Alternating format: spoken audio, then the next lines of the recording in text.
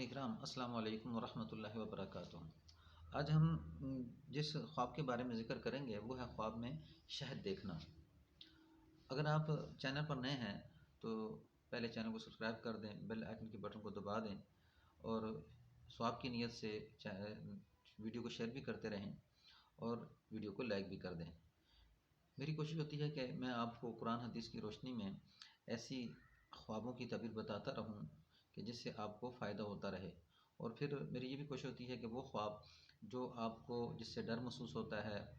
اور جن کی تعبیر ٹھیک نہیں ہوتی تو وہ کس طرح آپ نے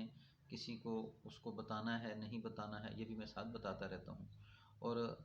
پھر بری خواب کے اثر کے زائل کرنے کا طریقہ بھی میں آپ کو سمجھاتا رہتا ہوں۔ تو اگر بری خواب آئے تو اس کو زائل کرنے کا طریقہ کہ آپ بائیں کاندھے پہ 3 دفعہ تھتکار دیں اور اعوذ باللہ من شر حاذق الرؤیا یہ پڑھ لیں۔ اگر یہ نہیں آتا تو اعوذ باللہ من الشیطان الرجیم اس کو آپ پڑھ لیں۔ تو خواب کی طرف چلتے ہیں۔ حضرت ابن سیرین رحمۃ اللہ علیہ فرماتے ہیں کہ اگر خواب میں دیکھے شہد کو کہ موم کے ساتھ ہے، یعنی اس کا جو چھتا ہوتا ہے شہد کا، اس کے ساتھ جو وہ کچھ چیزیں شہد کے ساتھ وہ جو جہاں پہ مکھیاں وہ رہتی ہیں وہ ساتھ ہے، تو اس کی طویل میراث یا غنیمت حلال ہے۔